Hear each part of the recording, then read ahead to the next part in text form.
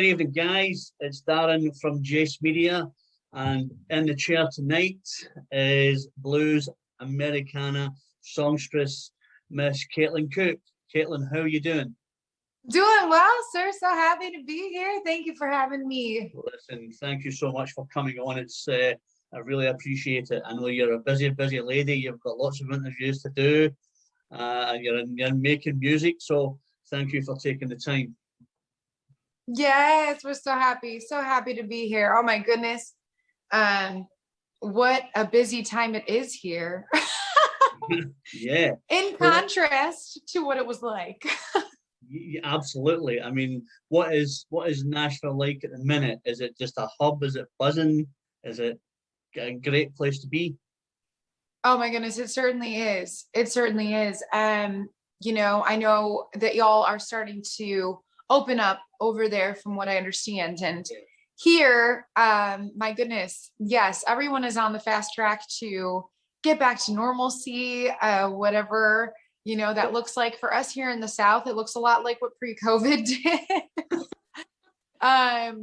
Once they rolled out vaccines and they became, accessible to the public, essentially everyone was eager to get back to the way things were. And so music industry's opening up. People are going back out on tours. It certainly is buzzing here. Yeah, that's great. I think, fortunately or unfortunately, I think places like Britain and certain parts of Europe are a little bit behind. And I guess it's just to do with, unfortunately, because we've got millions of cases. So we're pretty shit at the moment. Right. But hey, it is what it is. You got to do what you got to do. But I think for guys like myself, reviewers, it's never been busier. We get I've probably got 40, 50 pieces of music in my inbox every day. From different artists, different genres, lots of different media companies, and us at Jace Media itself, we're a really good outfit. We have regular 120 to 150,000 visitors to the site. So, our little interview will go to Australia, it'll go to America, it'll go to Europe, and you'll have my ugly face all over it. So it's all good. Oh, God bless them. They're going to get to know me a little bit. Is that right? Yeah, we're going to get to know a little bit about Caitlin Cook, what makes her tick, Lord. what kind of, what started your journey, from your rugby playing days, to appearing on American Idol, to where you are now. I think you're on the cusp of a wave at the moment. I think you're doing extremely well. I think a lot of people getting a real buzz about Caitlin Cook, what she's all about, and what you're going to bring. I mean, you've been at Ramblin' Man Fair, you've been at Country to Country, so a lot of people have had a little sneak preview of Caitlin. So you have to fill in the blanks. Oh goodness. Well, I hope I live up to the hype. If you don't, Caitlin, I'll just cut the interview. It's all right. I'll be like, no, sorry. Straight in the bin. Just let me know. Just let me know how you feel about it. No, you won't, because what will happen is your screen will go blank and you'll be like, what happened? And I'll be like, see ya. Gotcha. Yeah.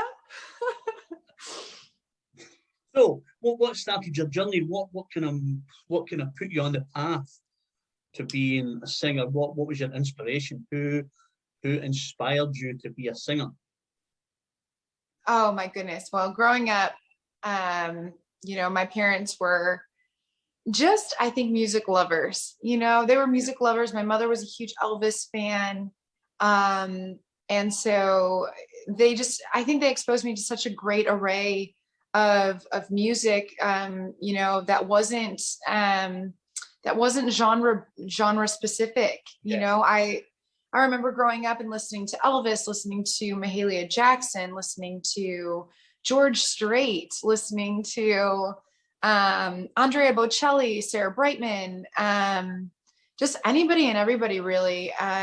We're Catholic, so they would play Gregorian chant music like around Christmas time, and it was so like atmospheric, like get you in the Christmas spirit sort of The situation. haunting music in the background, you're like, yeah, Yes. I can get into this. I know, right? I mean, but so peaceful, like to wake up to, and just I think I was exposed to such a great deal, and I fell in love with soul music, with Elvis Presley, with anything out of Motown and Muscle Shoals. I really that's what resonated most with me, and so therefore I would run around singing Elvis. I remember playing basketball, and my mother would drive my teammates and I to and from practice, and I would like blast Elvis, and I'd be singing, and my forward be like holding down the drum line, and and our point guard, I was the shooting guard, our point guard would be like playing bass, and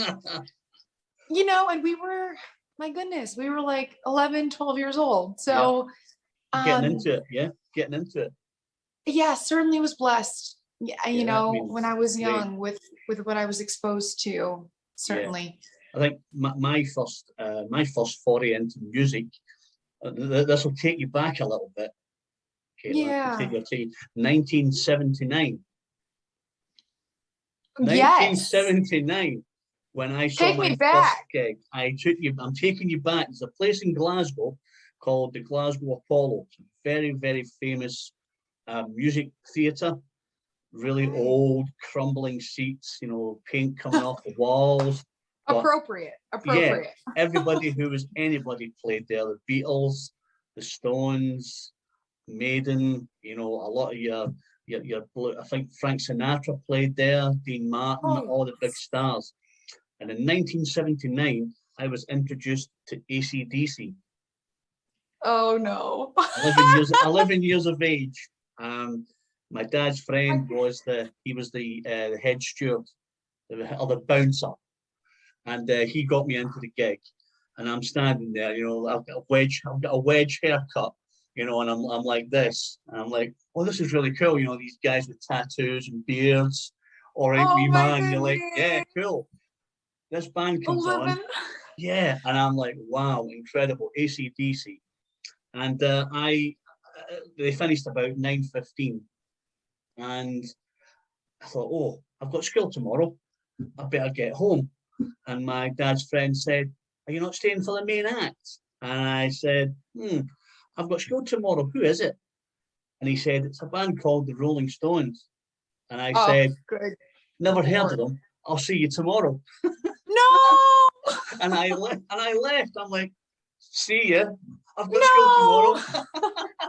So there you go. Oh, that's my first foray into music when I was 11.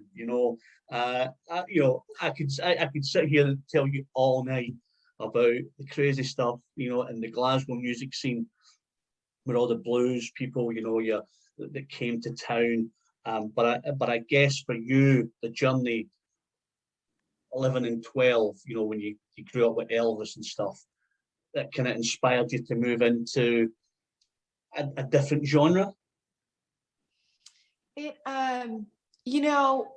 that age, you're like a sponge, like you're really like whatever it is that resonates with you just becomes part of your being. You like soak it up. You're mentioning AC/DC and Rolling Stones, like these, you get touched and affected by whatever it is that really just naturally resonates with you. And so that, soul and any sort of music that really had some soul and some grit to it, that I think that's what really affected me. And so Elvis, and anything that had that vibe to it, that's what really absolutely impacted me. And so I think that's what just comes out naturally. It doesn't really matter for me particularly what song it is, it's always or what genre. It's always going to, production wise and sound wise, emulate those aspects. I think that's just because this is what I like, absolutely. Yeah. I can just imagine you 11 years old, like, she was a fast machine. She kept a motor clean. Just like bopping around. Like, I'm stalking around. You've got all these guys next to me with tattoos and beards and long hair. And I'm like, all right, mate, all right, mate. And they're like, all right, wee man, and I'm like, aye, this is cool. And this band comes on, and I'm thinking, who's that dude with no clothes on and a guitar? And the thing is, AC/DC came from Glasgow. Yeah. They were born in a place. See, this is going to be a music lesson tonight, Caitlin. We're going to go on it. Yeah. They were born in a place called Cranhill in Glasgow. And they left Glasgow when they were, I think, 6 or 7 and moved to Australia. So, see, there you go. There's a music lesson there tonight. We're talking music. We're getting it all off our chest. It's all good. Hang on. Maybe I should get my notebook out. Hang on. Yeah, get a pen, and we'll just. Yeah, I gotta start writing this down. Yeah, get your pen and your paper, and we'll just start writing shit, and we'll get on it. I love it. Brilliant. I love it. Brilliant. I'll tell you some stories. I've been everywhere. I've been all over the world. I've been to see Queen and Brazil, Copacabana Beach, been everywhere. Fantastic. Oh, but anyway, listen, I'm not here to talk about me because I could be here all night. That's not what we're doing. I'm here for it, though. I'm here for it. So how much time you got? Listen, I could be here all night, Caitlin. I'm here. You just clear your schedule and we'll just chat. I'm ready. I'll just keep refreshing the Zoom button and we'll be here. And it'll be the longest interview in history. My God. I'm stocked on wine. We're stocked. No worries. Like get some red, get some mellow in you, and we'll get on it. Yes. A proper interview. Proper. Yeah. Let's get smashed and talk about music. All good. You know what? We could go viral. Honestly, we could go viral. Listen, Caitlin, this video is going to go all over the world, and people are going to go. And you know what? The thing about Glaswegian people, a lot of people don't understand this. Oh, really? You may get that tonight when we're chatting, because you might go, say what? What's he saying? And sometimes when I do my video interviews, we have subtitles. Oh, yeah. You know what though? Captions are great. I mean, I understand what you're saying, but they say that captions increase your it works with the algorithm virtually. So and stuff like that. Absolutely. So you might want to get your pen. You might want to get your pen for this, Darren. Listen, look, hey, Caitlin, I have my notes. We're here with you tonight, and my pen. So we're all good. I have all my notes. Good. Yeah, we're all good. So you need to get your pen and your bit of paper, and you need to get some rock history in you. Get this going here. Hang on. Well, look, we've both got the same glasses. What's all that about? We're getting serious. Wow. We're getting serious. Blue light glass. You need them. Yeah, but you need them. They protect you. Blue light is not good for you. You gotta. Caitlin, I'm old. It doesn't matter. I'm an old man. You've seen it all. It's over. I'm an old man. I've seen it all. I don't need to worry about that. Oh my goodness. See, you're gonna get a lesson tonight. I'm ready. Yeah. So anyway, Miss Caitlin, what's on the agenda? What's next for you? Where are you going? Are you booking a tour? I know you're obviously in the studio doing the 10-song release. Yeah. What's next on the horizon for you? Are you trying to get on tour? Certainly. So stateside, I have shows booked, starting to get my feet wet. And would love to get overseas at some point. It was big question mark as to what things looked like, everywhere else, because certainly, here in Tennessee, things have opened up and we've been some states it depends what state you're in here, as to how things were really handled, in terms of COVID and the pandemic. And, I'm originally from Buffalo, New York, and they still have limitations on gatherings up there, even now. So, here it's a little bit different. They've been pressing forward and trying to really get back to what normal looks like. But it's not the same everywhere. So, No. you know, until we I get really that. have like a good picture, you know, as to how things look.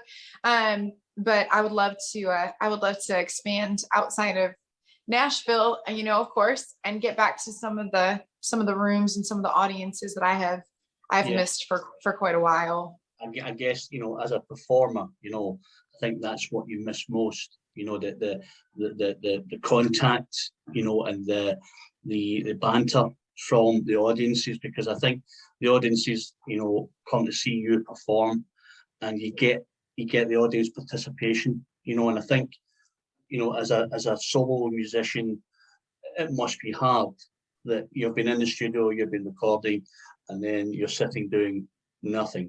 And, you know, all I will say to you is that when you start touring, you have to come and start your world tour in Glasgow. Don't go anywhere else. Just fly straight to Glasgow, look me up, and it's all good. And then you can go elsewhere. I don't care. Just come to Glasgow, start your world tour, and then you can go wherever you want. You, me, and Wes. We're gonna have a good time. Yeah. Come into Glasgow, fly to Glasgow, and we'll whip it up, and we'll just go and do some good old-fashioned country and western and blues and Americana, and then you can go wherever you want. Back to America and start your world tour. But come to Glasgow, and then we'll take it from there. Don't tempt me with a good time, because I will take you up on that. Yeah, listen, I'm good to go. You know, don't let this old man persona fool you, Caitlin. Come on. Hey. So I love it. It's obviously, I mean, you know, we reviewers and gig goers. I mean, I'm an avid gig goer. I love going to gigs. It's been very, very frustrating, you know, that there's been nothing available. My last gig was February 28th, 2019, when I saw Samantha Fish in Glasgow. And that's the last gig that I went to. And it's been incredible. You know, like I said right at the start of our interview, because I'm a reviewer, you know, I'm still getting music every day. So I listen to different genres of music every single day. So I feel quite blessed that, you know, we're still getting music. The country and the blues and the Americana is really like taking off. Big time, you know, big time. Where I think before it was heavy metal and rock music, but I think now, you know, I listen to people like Hannah Aldridge, and I listen to people like Laura Evans, and I listen to Samantha Fish, you know, and people like bands like King, Joe Bonamassa, and they just, you know, they just, you know, I think blues and country and Americana just serves the soul. Certainly. And you know what I think is so fascinating about the UK market is that they really have opened up to such genres, you know, such as blues, such as Americana, country, and that sort of happened by, and you can correct me, you know, if I'm wrong, but it seemingly, as I was over there, is that like, honestly, the rock, you know, the leaders in rock opened the doors, and all of a sudden it was like, boom, country is a thing in the UK. Boom, like blues and Americana are more prevalent. And like, I remember being at Ramblin' Man, and like we were, you know, I was on the, I think it was called the Outlaw stage. Yes. And Joe Bonamassa, Kenny Wayne Shepherd, you know, frequented that stage, and it was amidst this big rock festival. And so you were being exposed to an audience that maybe wasn't sold yet, or maybe, you know, they preferred rock, but they were interested.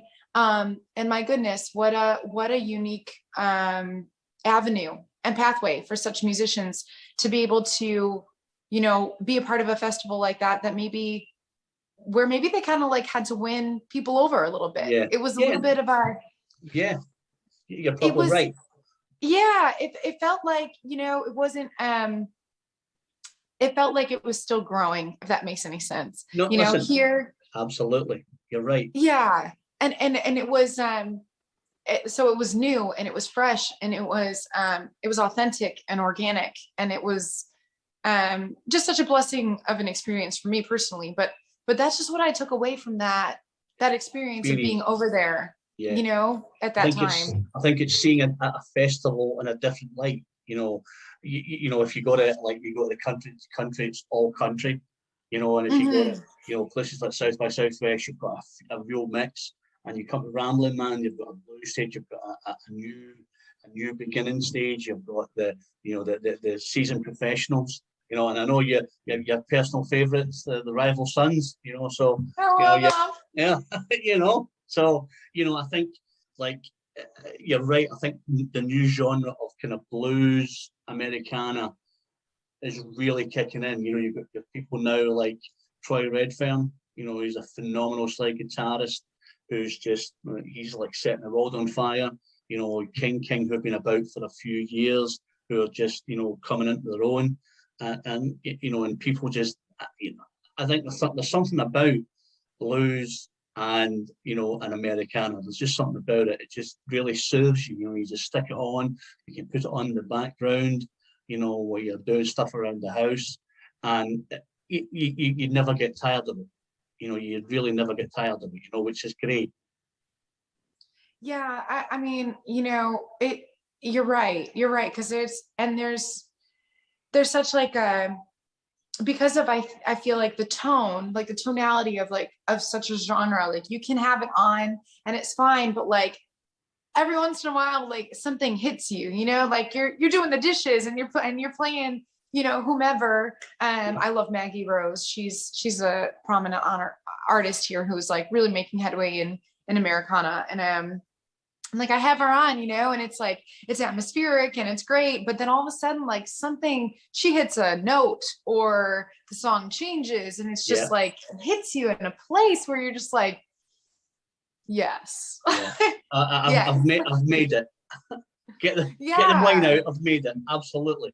And I think that's what's good about it. You don't you're not expecting to have a go, oh my God, I'm listening to this again, because it just rolls through you, and it just takes over your whole life. When you're sitting, you just lose yourself. As you say, you keep doing the dishes or the hoovering, get the hoover out, and you've got a bit of blues on, a bit of Americana, or a bit of soul, or a bit of jazz, and and you just get immersed in it, which is great. And I think that's fantastic, and that's what's coming from you. With your new track. Thank you. It must be getting received really well, though. Oh my goodness. Yeah, I mean, so it's a little, I think in contrast to the first song that I released, which was Where You Began. So Different Now, it just had a much bluesier, like Southern rock undertone to it. And that does exceptionally well here. Country music in general, in Nashville, of course, is number one. People are coming here to pursue that avenue specifically. So when you have somebody who's doing something a little bit different, and I'm sure you're familiar with Chris Stapleton, he really was spearheading that whole sound in that specific market. So yeah, I'm just grateful. I'm just grateful because, the truth is that these songs have been around a minute, and they've been just hanging out in the archives, but they were songs I really believed in and that I really felt an affinity for, and that I really felt maybe might have an impact on listeners. And I came to a point where I was really like, if these songs go out and they touch one person, and that one person's visiting, whatever avenue it is that they use, Spotify, iTunes, whatever, day in and day out, and they love a song, like my job is done. I really am at a unique place in my career that's less, me, and I was born to do this. And more so, I want to create, and I want to have an impact on people, because I've learned over the course of my career that is the ultimate fulfillment and satisfaction, is hearing from somebody across an ocean who I've never, met before. And they send me a message on Facebook and they're like, listen, I came across your version of Creep. I came across your original song so different now. And I got to tell you, like, I've been listening to it for the last week and I'm going through this, and it's really been helping me cope with it. And I'm like, hi, like, but that's something special though, Caitlin, that you know that when someone does that, to you, you were brought on this earth to do what you do, and the fact that you're reaching people, and you're right, your job is done. You've done your thing, and people just think, I want to go to that track because it means so much. For me, I listen to it probably 2 or 3 times. I do a playthrough, and then I'll get the glass of red out. Yes. And I'll get on it, and I'll play it back, and I'll change it, and I'll type it, and I'll change it again, and I think the song, on our website's been viewed about 1,800 times. Holy smokes. Yeah. So it's done really well. And I think what we say, I think that the blues and the Americana and the soul goes down really well. A lot of people just are drawn to it, and like I say, when I put it down because it's what I feel. And I can imagine you sitting there writing it and saying to the guys, this is the key, this is the change up, this is the vocal, and they go, right, okay, and they follow your lead, and you've crafted a fantastic piece of music. And I think that's what people like when they listen to it. They think, wow, this girl's put a lot into this, because you can feel the emotion coming from it, and that's what I put down when I write my review for it. So that's testament to you. And obviously, I like to write some stuff and, put a couple of bits in there, to really let the listener feel, what you're going through and kind of what you're putting out, and I think that does flow a lot to a lot of people. It really does. Well, you are so sweet to say so, and I so appreciate you, but I know that you wouldn't lie to me either. So no. That makes it more meaningful. There's no point in me sitting here lying and going, yeah, it's a great song, right. Come off and go, my God, I didn't like that, because that's not me being true to me. It's not me being true to you, and it's not me being true to the record. You get stuff that just grabs you and you think, wow, that's just incredible. I've listened to some of your stuff, and I think it's probably true what people say. You get better with age. That you can feel that the huskier tones coming in. You can feel the really cool melodies that flow through the song. And I think that's testament to you honing your craft, being on tour who you've been on tour with, and learning a lot. And I think that's great. And and as I say, it's down to you. Yeah, thank you so much. Yeah, I so appreciate you. Listen, it's not a problem. Like, if you just lifted me up. Have you had some wind tonight before you came on? My goodness. No, but I did think about it. My goodness, Darren, I was on a music video last night. Can't of course say for whose music video it was, but I was hired, to be. Why not tell us, Caitlin? It could be like a script, and put it out on Jace Media, and they'll be like, "Wow, Caitlin's plugging another song." Woof. Oh yeah, and then I'm gonna get like sued. But well, I won't tell anyone. It's all right, But I'm a nice guy. yeah. Oh my goodness, and of course we wrapped till like 3:30 in the morning, and I'm like, it was such an awesome just working environment experience, of course. Yeah. And usually they are in Nashville. People are really great to work with, easy to work with, fun to work with. But I'm driving home and I'm like, sweet mother of Jesus. I was tired when I woke up this morning, and I'm worse, but hey, it's all good. I've just got Yeah, paid. It's all right. so I debated a mimosa this morning, but I want you to know that I decided that that probably wouldn't be the best Listen, option before our if you interview. would have turned up drunk, Caitlin, it doesn't matter because I'd be thinking, yeah, I'm right at home. Talk You to know, me we'd drunk. be going viral. They'd be like, I mean, it doesn't take much. So it would be like one drink and they'd be, you know, I'd say something crazy and then it, you know, that's it. And then that's all you need, you know? People will say to me, get that lady on every week. She is fantastic. The ratings go through the roof. We make loads of money. It's all good. You know, what's not to like? Oh, good Lord. You know, what's Oh, not good to like? Lord. It's So, a scary thing to think yeah, about. it's a scary thought, isn't it? So what's next on the horizon then for Caitlin? What you doing?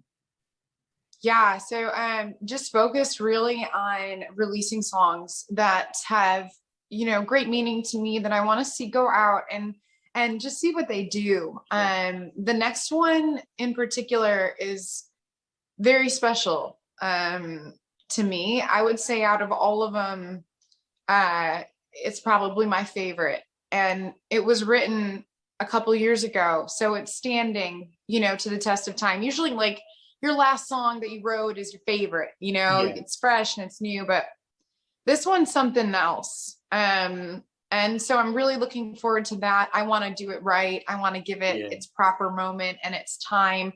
Do we have and a title, be sure. Caitlin? Do we have a title? Do we have a Darren, sneak? you pressing me?